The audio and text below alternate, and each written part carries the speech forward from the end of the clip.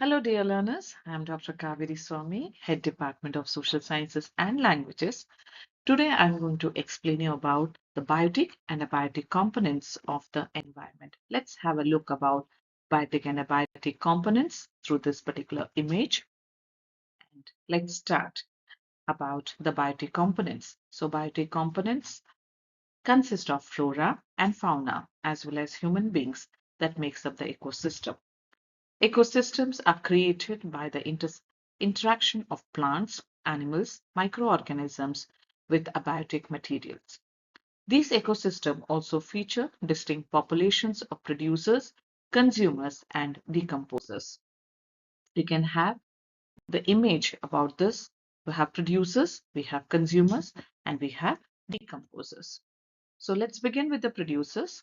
So the producers are the plants and other photosynthetic organisms that uses carbon dioxide, water, and sunlight to produce a food on their own. They serve as a foundation of food chain because they transform solar energy into a form that other organisms may use.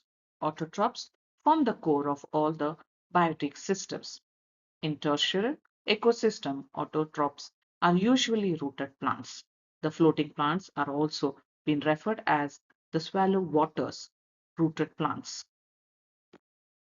Then we have the consumers. So consumers are also called as heterotrophs. So consumers are the organisms which depend upon the producers for energy. For example, consumers includes herbivores like plant eaters, carnivores, meat eaters, and omnivorous, both plant and animal eaters. Consumers are also referred to as phototrophs, and wild macro consumers are normally herbivores and carnivores. Herbivores are also called as first order or the primary consumer, for they feed directly on the green plants. For example, tertiary ecosystem consumers are cattle, deer, grasshopper, rabbits, etc. You can have an image and you can understand the aquatic ecosystems consumers are protozoans and crustaceans. Then let's come to the decomposer. Decomposers are also called as the reducers or the decomposers. They break the complex organic food in dead matters down, dead plants and animals. They decompose the organic debris and dead organisms into the simpler chemicals, which they then consume as food. They are crucial to the recycling of the nutrients within the ecosystem because they return the nutrient to to the soil for the plant uptake. Let's look about the abiotic factor through this particular image.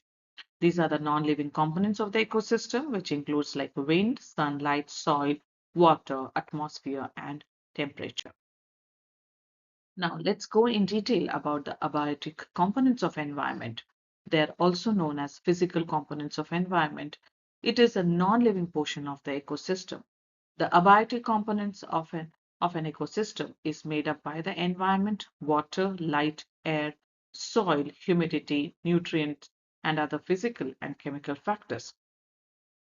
The aquatic environment has abiotic components such as salinity, nutrients, and dissolved oxygens. Types of soils, rain, wind, temperature, altitude, sunlight, etc. are all the significant abiotic components in the tertiary ecosystems.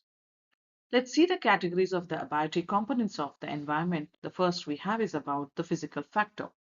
These consist of the factors which includes like air pressure, temperature, humidity, and light intensity. Let's see the chemical factors. These include the water and the soil composition, which includes the pH, nutrition level, and the presence of different minerals. These elements have an impact on the nutrients that are available plants and other living organisms. Let's see the geographical factor. They aren't underlying the geological features, including the kind of rocks and soil, drainage, the availability of the nutrients, and the general suitability of the habitat can all be impacted. Then we have topographic factors. The topography of the area, including its mountains, valleys, water bodies, affect the microhabitats, water flows, and local weather patterns. Thank you.